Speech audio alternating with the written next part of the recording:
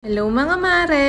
Sabado nga pala ngayon at nakaschedule ako sa dentist ko. Papa-adjust nga ako ng brackets ko dyan. Lags ko nga lang palang itong suot kong damit na hiniram ko sa mama ko.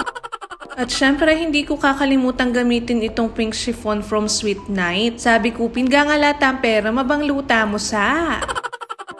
Dahil nga pala matagal-tagal ko na rin hindi napapalinis tong si Primo. Sabi ko, isasabay ko na nga. Total may malapit na car wash dun sa clinic ni Doc. Carefreeze nga tayo ngayon mga mare dahil ayoko muna naglalagay ng kung ano-ano dahil breakout malala na naman talaga. Nung malapit na nga ako dito sa clinic ni Doc, napansin ko na wala na pala yung car wash na katabi nila. Sobrang tagal ko na atang hindi nadadaan dito. Hindi ko na alam na nawala na pala yun. Anyway, yung clinic pala ni Doc ay nakalocate dito malapit sa Saint Trap. Ito nga lang din siya sa harap ng ADESA, kaya naman sa mga gustong magpa-cleaning or braces dyan, visit nyo lang yung dental clinic ni Doc. Pasok ko nga, nakita kong dalawa lang kaming patient ngayon. Buti na lang talaga at dahil balak ko ngang ipalinis si Primo sa ibang car wash na lang. Habang naghihintay nga ako kay Doc dito, nakita ko yung mga tinda nila. Gusto ko nga sanang bumili kaso nakakahiya kay Doc, baka may tinga ako pag i-adjust niya yung brackets ko. Diyos ko!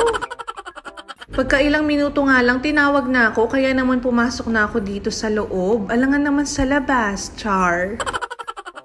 Saglit nga ay natapos na akong i-adjust at i-cleaning ni Doc. Yan nga pala yung napili kong kulay for today's video. Diyos ko, every adjustment na lang, ito yata yung pinakamahirap na desisyon na ginagawa ko. Di na rin pala ako masyado nakapag-video sa loob dahil for that chika nga kami dahil medyo matagal na nga akong di nakabalik. Dito nga ay nagchichikahan kami ng assistant ni Doc. Tinatanong niya kung gumigimik pa ba ako. Sabi ko naman nga ay hindi na. Diyos ko, hindi ko na nga rin ata alam lasa ng alak. At hindi ko na nga rin tatangkain dahil mix pa rin si Aya ngayon. Nagbe-breastfeed pa rin kasi siya sa akin. At bago nga ako umalis dyan, naisipan ko munang bumili ng merienda dito sa kanto ng Kamatshiles. Sabi ko nga ay para pag nagpapakarwash ako ay hindi ako mainip at may kinakain ako. Bibili nga sana ako ng shawarma dito kaso sabi nila 25 minutes pa dahil nga kakabukas lang nila. Kaya naman ang ending, napabili na lang ako ng pritong atay dito. Grabe, may kamal na talaga yung ega na gananginin eh. Hindi na nga ako nakapag-video dito pero pagdating ko ng car wash ay hanggang 5 PM lang nga daw sila. Kaya naman sabi ko ay bukas na lang ako papa-car wash. Total day off ko naman. Fast forward, Lunes na pala yan at dyan ko lang nga napalinis itong si Primo. Lapit nga lang pala sa office namin yung car wash kaya naman iniwan ko na lang siya doon at hindi na nga rin ako nakapag-video. So far, satisfied naman ako sa service nila at affordable naman yung presyo. O siya, yun lang. Thank you for watching. Bye!